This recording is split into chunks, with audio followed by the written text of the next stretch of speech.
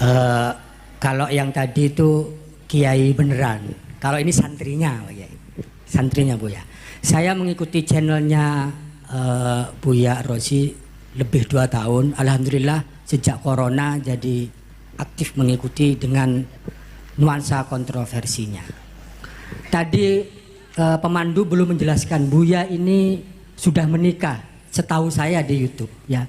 Jadi tadi kalau ada yang menawarkan Mbak Kiai masih ada 2 putrinya, tidak tahu kalau mau menambah.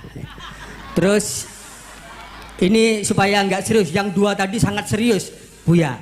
Saya ini sekarang yang tidak serius, Yang pertama yang saya tidak serius, saya mengharapkan Buya itu ngajar melalui channelnya, ya mungkin punya channel sendiri. Walaupun yang saya tahu di YouTube-nya itu beraneka ragam di masjid-masjid atau di majelis-majelis yang diadakan oleh artis-artis sehingga kita bisa mengikutinya. Itu satu.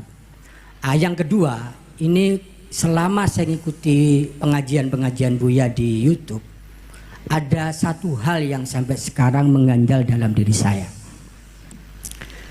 Bagaimana menyatukan akal, hati untuk satu arah. Dalam pengertian satu arah bisa menjadi hamba yang soleh di hadapan Allah. Kadang-kadang bertentangan antara yang ada di akal dengan yang ada di hati. Yang kedua, ini Buya terkait dengan penjelasan-penjelasan soal ilahiyah. Kadang-kadang akal sangat terbatas memahami soal ketuhanan.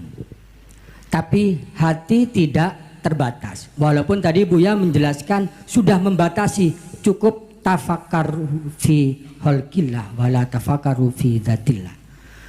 Nah, tapi dalam penjelasan Buya itu banyak menjelaskan tentang Allah yang bersemayam dalam diri atau jiwa. Tidak tahu apa itu di akal atau di hati. Saya yang nggak bisa, mungkin bisa dijelaskan oleh Buya. Terakhir terkait dengan Kiai Haji Abuya Busro Karim, tadi Buya meminta untuk bisa mendirikan torikoh. Saya setuju itu. Torikoh siasa. Ini tambahan informasi ke Buya.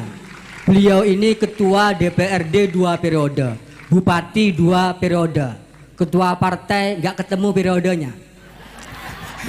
Artinya kalau dalam soal torikoh siasa cukuplah beliau politisi yang soleh, dan insya Allah yang hadir di sini ini banyak santri beliau dalam soal politik. Dalam soal kitab saya juga sering mengikuti channelnya walaupun sering putus-putus.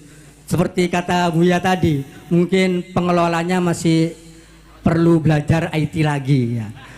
Kalau yang Buya tidak langsung live enak terus karena memang dia kelola oleh pengelola yang profesional. Itu Buya, saya pikir tadi perdebatan-perdebatan yang muncul jangan menyebabkan bahwa perbedaan yang ada antara kita dan kehadiran Buya di sini membuat Buya kapok untuk hadir di Sumeneb khususnya dan di Madura. Kita semua walaupun tidak nyantri langsung kepada Buya, tapi kita nyantri melalui online. Terima kasih. Wallahul muwaffiq ila aqwamit thoriq. Wassalamualaikum warahmatullahi wabarakatuh. Assalamualaikum warahmatullahi wabarakatuh. Tidak ada perbedaan ya kalau semuanya disikapi secara dalam konteks munadharah. Saya kira tidak ada perbedaan. Semuanya sama dalam konteks melengkapi pengayaan khazanah kita tentang keislaman. Yang kedua tadi bahwa moderator memang tidak disuguhi kurikulum vitae. Jadi tidak sempat memperkenalkan beliau karena saya melihat bahwa al-ma'ruf la yu'arraf. Jadi orang yang sudah terkenal tidak perlu diperkenalkan lagi. Karena yang qabilu al-mu'athira itu hanya nakiratun. Sementara Buya sudah makrifat di mana-mana di channel YouTube-nya. Alhamdulillah kali ini kita datangkan langsung beliau dan sempat mengaji kepada beliau. Baik, pertanyaan soal akal dan hati Buya. Jadi hubungannya seperti apa? Kemudian suluk ilahiyah dan tariqah Kiai Busro ini. Silakan. Ya, tariqah al-Bushrawiyah. Baik, Bapak Ibu, para kiai, para bocah mahasantri. Tadi ada yang terbakar kayaknya. Santai aja. Allahumma shalli ala Sayyidina Muhammad ya. Jidal munazarah bahsul masail itu masa lalu. Makanya saya menghindari biasanya jidal-jidal. Ya. Mohon maaf Kiai ya. Saya menghindari sekali karena kalau dipancing takutnya masuk. Sayanya masuk nggak bisa keluar. Ya, itu pesan dari guru saya. Ya. Tapi kalau ada yang bertanya dan ada yang mau mubahasa, saya terima. Ya. Tapi saya nggak akan datang kalau diundang debat. Tapi kalau mau datang, tafadhal. Ana maftuh. Ana maftuhu ra'yan, aqlan wa qalban, insyaallah. Ya. Nggak ada masalah. Kita memang perlu, mungkin ada kalam saya yang tidak pas didengar. Ya seperti kalam Ibnul Munzir pun seorang kiai bisa beda faham antara saya dan beliau kan bisa beda faham. Ya. Apalagi jika itu muncul di dalam sosial media. Itu sangat mungkin ya. Makanya saya kemudian berinisiatif dari dulu kalau kajian kita pakai kitab. Jadi ketika mau bahasa kita kitab dengan kitab. Tapi setahu saya sepanjang ini berdebat dan melihat sejarah perdebatan, orang berdebat kalah tidak terima, menang pun tidak ada rasa apa-apa. Dua-duanya kalah di sisi Allah. Karena dua-duanya sama hatinya keras. Satu hati keras merasa menang, merasa benar. Satu hati keras karena merasa malu. Itu kenapa Allah mengharamkan jidal.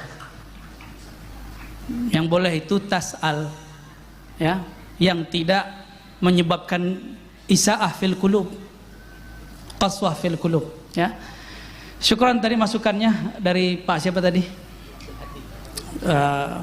Ustaz Abdul Hadi ya. Insya Allah nanti kita buat channel sendiri. Insya Allah nanti ya, insya Allah. Mungkin cari waktu yang kosong dulu lah kita. Ya. Bagaimana cara menyamakan, mepaskan antara kolbu dan akal? Sebenarnya akal kolbu itu tidak perlu dipisah-pisahkan seperti gambaran pikiran kita. Di Quran, coba perhatikan. Lahum qulubun ya'qiluna biha. Kan ada dua ayat tuh ya. Satu sindiran di surah Al-A'raf, satunya surah apa tuh? Al-Hajj ya. Al-Hajj 26 saya ingat saya. Mohon dikoreksi. Benar Al-Hajj ya? Ya. Itu justru pujian. Ternyata ada satu pesan di ayat itu. Jadikan kolbu sebagai server, sebagai khazanah, sumber bertaakul, berfikir. Selama ini kita berfikir itu sumbernya hissi, hawas, apa yang terbaca, apa yang terlihat. Tapi kalau orang berfikir sumbernya lahum qulubu ya'qiluna biha, mereka jadikan kolbu sebagai dasar asas marja untuk bertaakul, bertafakur, maka akan indah perdebatannya, akan indah diskusinya. Karena kolbu itu adalah baitul adab. Kolbu itu tempat adab, karena Allah selalu menatapnya. Ketika seseorang tidak dengan kolbu, la adabalah, hilang adabnya. Ya. Nah, adab kalau ngaji, masih ingat kita kalau ngaji kirim Fatihah kepada musonif, benar nggak? Itu supaya dari akal kita kembali yang liar ini dikembalikan ke rumahnya. Itulah rahasia baca Fatihah sebelum ngaji. Ya, tadi mungkin kita belum baca Fatihah sebelum ngaji, tapi kan tadi sudah dimulai doa, ya nggak? Ya. Mungkin kita berdoa belum pakai kolbu, barangkali. Nah, itu yang membuat kita ketika ngaji gurunya siapa aja itu nggak akan bisa memilah nanti. Ya, barangkali itu. Maka mulailah, masuklah pintu dari tangganya, masuklah rumah lewat pintunya. Masuk pintu pun ada assalamualaikumnya. Nah, untuk membuka kalbu,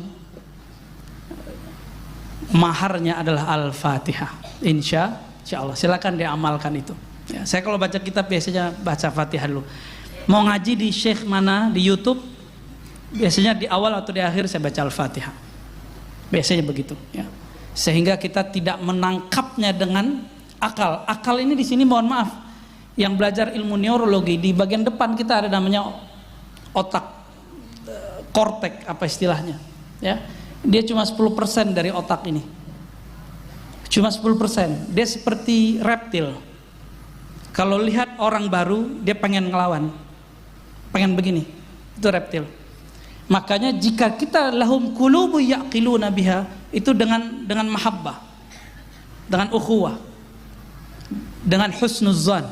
Itu kalau lahum qulubu yaqiluna biha. Lain dengan mereka yang disebutkan dalam surah Al-A'raf, ya. Mereka punya qalbu la yaqiluna biha, tapi qalbunya dibiarkan tidur, nggak digunakan, ya. Wallahu a'lam bishawab. Baik, silakan kasih aplaus untuk Buya Rosi.